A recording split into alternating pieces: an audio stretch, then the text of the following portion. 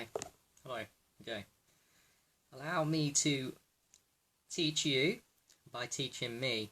Remember, the best form of learning is to teach other people and to have a platform, or even just to have someone listening whilst you teach, because then I can reconfigure in my head things that I'm learning and new to me, and also get ideas from other people too. So, with that being said, let's talk about nasal breathing. Breathing through the nose versus breathing through the mouth. Is the nose correct? The mouth wrong? Is the mouth correct? The nose wrong? Is there times when we should doing just through the nose or just through the mouth? Is there times when these are different? But also, I want to talk about something else, not just the nose and the mouth and the breathing, which one's right, which one's wrong, from science. I'm listening to a lot of podcasts, so some of mine about tongue posture too, because tongue is the forgotten thing. People know about the nose. Generally, people in the health community know about the nasal and the mouth, but the tongue is huge, and I have personal experience with it. I'm connecting the dots now with certain things I've listened to in a recent podcast on tongue posture and what damage I've done to myself, which has affected my tongue posture. So my tongue posture isn't ideal, and I'll talk about that in a bit. Anyway, quickly, we want to be nasal breathing and not mouth breathing. Mouth breathing that's an insult in our culture to just call someone a mouth breathing. If you look at someone that's like on TV where it's got their mouth like ha, and you can tell they breathe through their mouth, we associate that with looking stupid, being stupid, a stupid person. And there's a reason why. Hi, Linda, man. There's a reason why we associate mouth breathing with being stupid people. It's because mouth breathing does make you stupider. It makes you unhealthier, and it does make you stupider. It changes the pH of the blood, so now you've got acidic blood you don't want from mouth breathing. You're dry air activation going through, instead of going through the nasal cavity where we've got, look at this, instead of going through the nasal cavity where we've got, 1 second. Yes, basically mouth breathing bypasses all the amazing things that the nose does. So if I talk to you a bit about what the nose does, then you'll understand that mouth breathing is completely wrong. The nasal cavity is fucking amazing. It's an amazing filter, right? But also, it's like a vortex. What happens when the air goes through the nose versus a mouth? That any air that enters through the nose cavity goes through a vortex system. You know, like water gets structured through a vortex. Well, air can get structured through a vortex too. You want your air to be structured, and the way it gets structured through a vortex system of the nose is it goes up, it vortexes, and that's amazing. So basically, what I'm saying is it's called structured air, not ordinary air. You get ordinary crap air through the mouth, structured air, which you need high quality air, microclusters, through the nose. Also, another thing, in the nasal cavity we've got nasal nitric oxide, a really important neurotransmitter and blood vessel dilator and muscle dilator. There's an abundance of it in the nose and not in the mouth.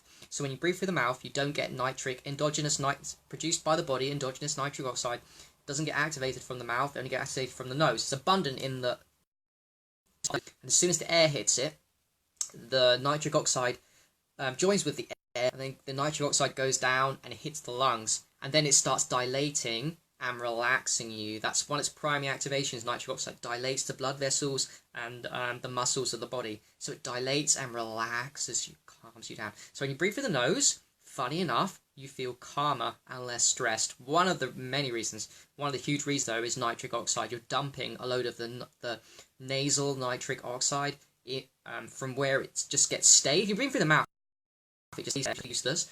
It's designed to be there so it can go from the air can join in through the nose into the lungs and relax. All right, so we got that. We've got vortex structured air through the nose. You've got unstructured air through the mouth. Very bad. You've got just thinking through here, endogenous nitric oxide too through the nose. This is a filter. So another thing, breathing through the mouth, you're going to get that air cold, and at the temperature of the air outside just goes straight into the lungs.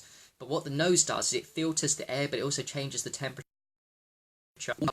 It warms up the air, the nose, so that it doesn't hit the lungs. You want an ideal temperature for air lungs too, and the nose kind of helps with that, whereas the mouth doesn't. So it gives you improper air, and you're not going to get, you don't want that shit.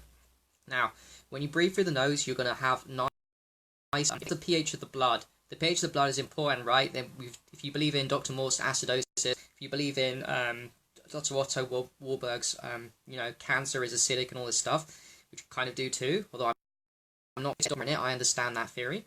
You want the pH of blood to be at optimal levels. Now, if you breathe through the nose, your carbon dioxide levels and oxygen. It gets complicated. Look into the Bohr effect, look into Buteyko method. I too don't know. I've known and I just forgot about it. But basically the carbon dioxide levels need to be an optimal. It's not a waste product in my opinion. Buteyko doesn't think so either. But the pH of the blood is optimal. That's all you need to know really. Keep it simple. The pH of the blood will be optimal, and you'll help the pH of the blood return to optimum when you breathe the nose. When you breathe. What else? If you open your mouth at night time, this one's good. When you open your mouth at night time, you breathe through the mouth at night. This is going to correct, even during the day actually. What you're doing is you're drying out the saliva. Now saliva is not just a funny. People think saliva is just for digestion, just to help lubricate the food for digestion. If that's the case, why does saliva have antibodies, white blood cells, immune factor cells, hydrogen peroxide? Saliva's got that too. Why has it got all these things if it's just for digestion? It's not. Basically, the saliva, one of its main functions, is also it cleans your teeth, and it's oral hygiene #1. That's God's nature's way of protecting you. Saliva protects your teeth, it protects your mouth from cavities, protects your teeth from root canals, shit. You know why tooth cavities and all that shit happen? It's because people are breathing through their mouth, they're drying out the saliva. You dry out the saliva by breathing through your mouth in the daytime, and especially at night time. If you breathe through the mouth at night time, and I'm saying that because that's a long period of time when you breathe through the mouth, right? 8 hours. What you're doing is you're drying out the saliva. Of course, you're doing all the other things I told you about, changing the blood negatively, all that shit. But if you dry out the saliva, you're taking away the #1 protection for your teeth and your oral hygiene, and that's where it's going to go wrong for you. So you do not want to be mouth breathing in the daytime, but also you really don't want to be mouth breathing at night time. Just a quick one. You look into. I'm going to get back into tape my mouth now. I'm pretty convinced. I'm going to watch more podcasts on all the shit I'm learning.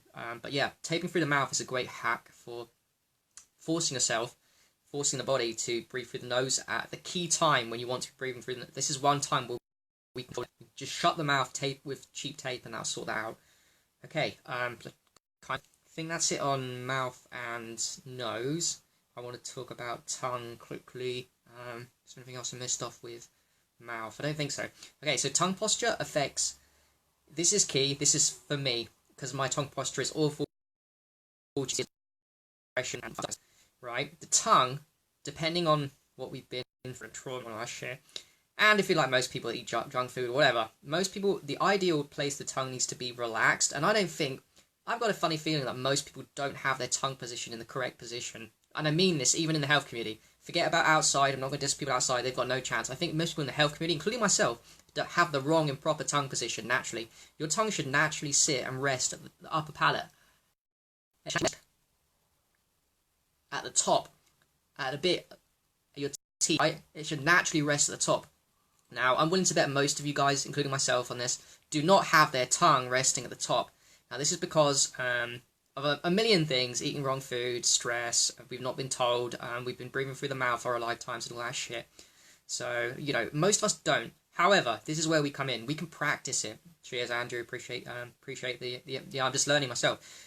Now, what I'm going to get into, on top of going back to taping my mouth, I'm a nose breather anyway, but I'm not, so I'm going to tape my mouth. But okay, but the tongue posture, I think most of you are doing it wrong. You're not having your tongue relaxed on the top there most of the time. We're having it down at the bottom. Now, this causes massive problems. This is going to affect your jaw alignment. It affects attractiveness for your face when you're growing up as a kid. This is why I had to go to the orthodontics as a kid a lot and had to have braces. Teeth malformations as a kid because the kid has not had, well, probably because they're breathing through the mouth too, but because their tongue is at the bottom, right? But the tongue at the bottom, when it's not relaxed, should be relaxed at the top. When it's not, like most of us, this is going to affect our neck muscles, our posture. And not only that, I'm going to post a picture later from a podcast I watched where the tongue is actually connected via the fascia to like pretty much everything in the body. I mean, the tongue is connected to the diaphragm and the lungs, and also to the quads, and also the inner knees. I'm going to post that up in a bit. It's quite an interesting picture. You should watch it. Everything's connected to each other. So guess what? When the tongue is not in the proper position it's supposed to be, which is relaxed at the top of the mouth, which is most of us, including I think most of you guys watching, including myself, like I said, basically you're stressing out your fascia. Your lungs and diaphragm isn't breathing at its full capacity. It's a bit tight. It's a bit tight compared to what it should be. When it sits at the top of the tongue, it breathes deep. From my own personal experience, I know that I don't put my tongue at the top. When I do, and I've been doing it today, and I've done it before I do it, I start breathing deeper straight away. Just like when I take aged urine, I breathe deeper straight away. Just like when I sun gaze, I breathe deeper straight away. So that's how I know something powerful about this tongue sitting to the top of the roof of the palate is very real. I challenge you, whilst you're watching this, don't get too bored here at the information. Why don't you do your own experiment and with me and put your tongue to the top of your mouth and rest it there for a couple of seconds. Let's see if you're relaxed. To me, that's proof that there's something going on between the tongue and the lung, at least if not the whole body. Tongue posture, not sitting. 1 second. So tongue not sitting at the top is also tightening the fascia. The fascia that connects all of the fascia is like one of the biggest organs. It's one of the most abundant things in the body. You know, it tightens the muscles, and so we've all got tight muscles. We've got poor posture, tight neck, tight head. I can speak for myself. My God, TMJ, all that shit is because the tongue's not sitting at the top. It affects everything. Everything affects everything with human. Yeah, but the tongue is huge. Also, think of in Taoist books. 1 second, let me show you something.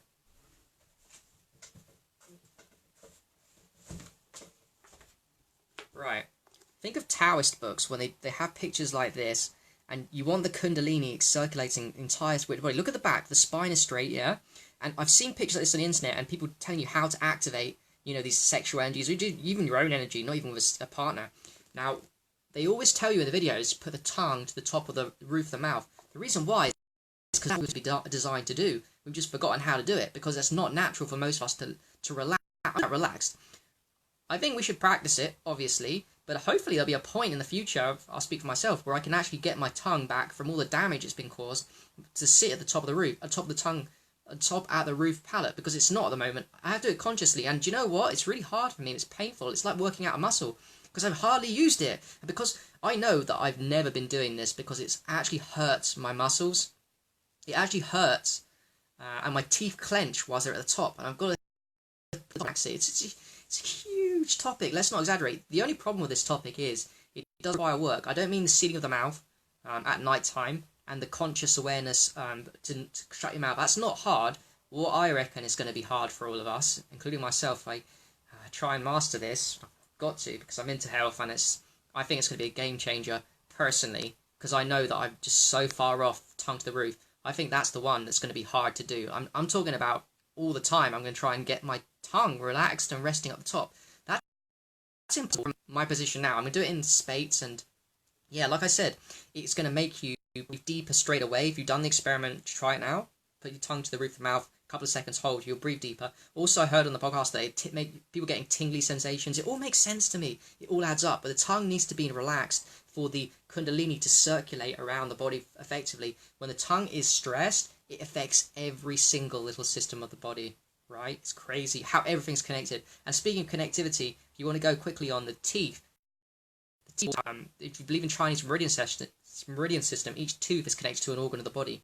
Yeah, it's all interconnected. Everything has a purpose. People think saliva is just for digestion, when saliva is your ultimate oral hygiene. Everything is designed perfectly for you to become the best version, the healthiest version of ourselves. We've just forgotten this shit because of the stress.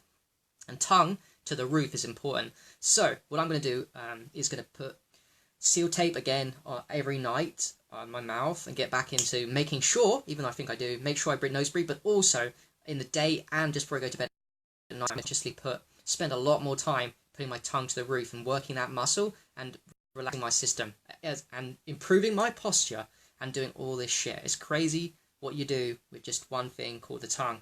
And I think most of us are doing it wrong with the tongue. I don't think most of us are putting it to the roof of our mouths because of the damage. That's my opinion. Because you're damaged.